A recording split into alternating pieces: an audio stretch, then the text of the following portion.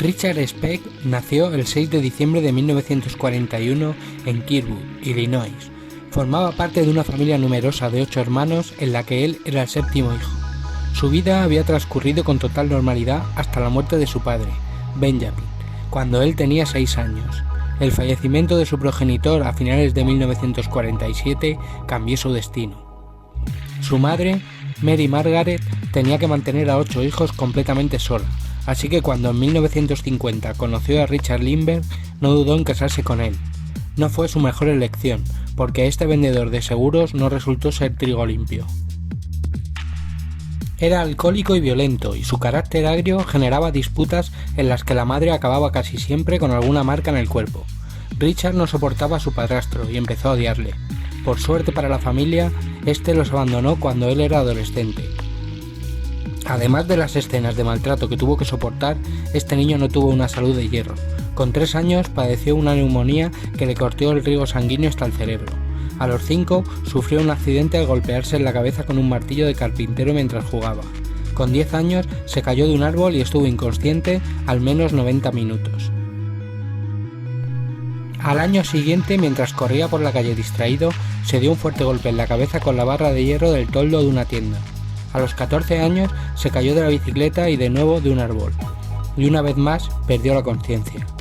Su infancia de maltratos y todos estos accidentes en la zona de la cabeza dejaron en Richard una huella indiscutible que contribuyó de alguna manera a la creación de una personalidad que lo impulsaba a cometer delitos y agresiones. Es como si no pudiese evitar meterse en líos. Las drogas y el alcohol tampoco ayudaban. Empezó a consumirlas a los 12 años. Uno de sus antiguos profesores de escuela declaró tras los asesinatos: parecía como perdido y daba la impresión de que no se enteraba bien de lo que ocurría. Jamás lo vi sonreír. Nadie podía llegar hasta él. Era un solitario. Parecía estar siempre en la niebla, resentido y triste. No tenía amigos en clase. De hecho, jamás acabó los estudios y su carrera fue la calle. Se dedicó a delinquir y desde muy pequeño fue engrosando un variopinto historial policial. Compaginaba delitos de poca monta con trabajos como basurero, camionero, carpintero o granjero. El accidente cerebral sufrido durante su infancia, agravado por los frecuentes golpes en la cabeza, supuso un antes y un después para Richard. Tampoco ayudaron la infinidad de peleas en las que se metía de adulto. Una de ellas ocurrió tras un intento de robo. La policía fue a apresarlo, el delincuente se resistió y le golpearon 8 veces en la cabeza con una barra de hierro. A partir de aquí comenzó a sufrir fuertes jaquecas que solo podía apaciguar la ingesta de alcohol. Esto era un arma de doble filo, ya que el alcohol lo volvía soberbio e irascible. Empecé a pensar que la gente me maltrataba sin ton ni son, atestiguó durante su interrogatorio. Solo podía contener esa ira estando sobrio, porque cuando estaba ebrio su comportamiento violento se disparaba. A los 20 años se casó con Shirley, una joven de 15 con quien tuvo una hija, Robbie Lynn. La suya parecía una familia normal, pero Richard sentía una especial animadversión por las mujeres, hasta el punto de divorciarse de su esposa. El trauma del segundo matrimonio de su madre, que le amargó la vida, y la multitud de accidentes que tuvo, hicieron que germinara en su interior una aterradora misoginia que a duras penas controlaba. Aunque llegó a afirmar: «Me gustan las chicas, yo no haría daño a una mujer». En realidad no era así, aquel odio lo proyectaba en todas las mujeres que le rodeaban. Con 18 años pegó a su madre, más adelante maltrató a su esposa, con la que tenía continuas peleas por sus enfermizos celos, y años después llegó a atacar a una prostituta de Dallas. En una ocasión confesó a un amigo suyo que mataría a Shirley, aunque sea lo último que haga en la vida, añadió. Su mujer le abandonó a principios de 1966 y Richard decidió mudarse a Chicago. Probó a trabajar como marinero en algún barco pesquero hasta que finalmente le cogieron para soltar amarras en el mes de julio. Como de costumbre, estaba borracho y drogado, y tras finalizar la jornada fue de bar en bar por el paseo del lago Michigan. En uno de los locales y junto con otros compañeros se inyectó un líquido de...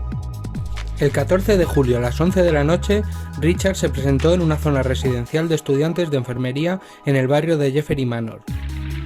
El lugar constaba de 6 casas, y en cada una de ellas vivían 8 chicas que realizaban prácticas en el hospital de la Universidad de Chicago.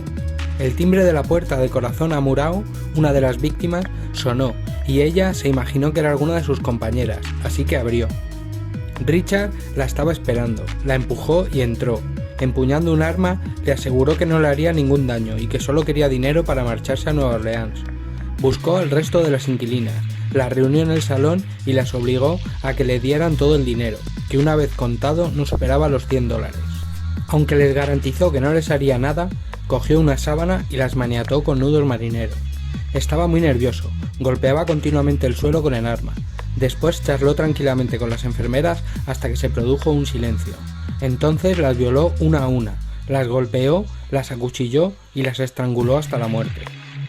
No es como en la televisión, se tarda en estrangular más de 3 minutos y necesitas ejercer mucha fuerza. Llegó a decir en una cinta de vídeo grabada en la cárcel de Illinois.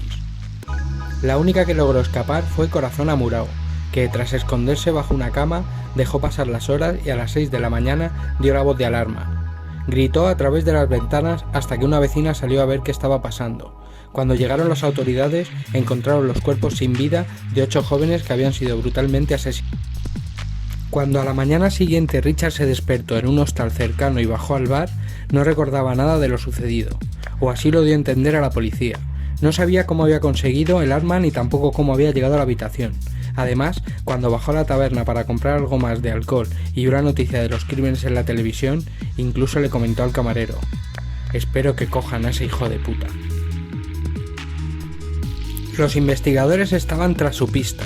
La descripción física que había aportado la superviviente y ciertos detalles les conducían hasta Richard, pero no tenían pruebas suficientes para arrestarlo. Así que pensaron que la mejor manera de capturarlo era tenderle una trampa. Crearon el falso rumor de que había un nuevo buque que necesitaba personal para ir a Nueva Orleans, e incluso dieron un número de teléfono real para aquellos que querían más información. Richard llamó y se interesó por el puesto de trabajo, pero no apareció por las oficinas. A esas alturas ya habían localizado la llamada. Provenía del hostal donde se alojaba. Estaban muy cerca, pero él ya había... El asesino se pasó todo el día bebiendo en los clubs de la zona. Terminó en la cama con una prostituta, que aseguró al dueño de uno de los locales que había pasado la noche con él. El propietario llamó a la policía, pero cuando fueron a detenerle ya no estaba. Así estuvieron varios días, hasta que los investigadores decidieron hacer pública la identidad del criminal. Cuando Richard escuchó las noticias que él era el asesino que buscaban, intentó suicidarse cortándose las venas en un hostal. Al oír los gritos desgarradores, el conserje llamó a urgencias y cuando el médico llegó, reconoció su cara. Le trasladaron al hospital, donde ya le estaba esperando la policía. Por fin habían dado caza al asesino de enfermera. Durante el interrogatorio no quiso hablar, pero las pruebas lo hacían por sí solas. Cuando llegó la vista previa, el 1 de agosto de 1966, la expectación era máxima. Al no tener dinero, Richard tuvo que conformarse con un abogado de oficio que alegó su no culpabilidad. Sin embargo, cuando Richard respondió ante el fiscal acerca del asesinato de las enfermeras, solo pudo articular: «Si dicen que lo hice, es que lo hice». No recordaba haberlo hecho y sus jaquecas iban en aumento. Un total de 8 psiquiatras examinaron a Richard para determinar si estaba bien psicológicamente como para asistir al juicio. La conclusión fue rotunda: sí. El proceso contra Richard Speck comenzó el 3 de abril de 1967. Tuvieron que aumentar la seguridad para evitar que nadie de la sala le agrediese. Se podía respirar la indignación. Después de escuchar el testimonio de Corazón Amurao y de aportar las pruebas físicas pertinentes, el 15 de abril el jurado encontró al acusado culpable de los 8 asesinatos. Le condenaron a morir en la silla eléctrica. La fecha de la ejecución se fijó para el 22 de noviembre de 1968, pero por temas burocráticos esta no se produjo. De hecho, en 1976 se incluyó a Richard en el listado de presos con derecho a salir en libertad. Eso nunca ocurrió. El asesino de enfermeras, después de ir de prisión en prisión, murió de un ataque al corazón el 5 de diciembre de 1991. Hoy por hoy nadie conoce dónde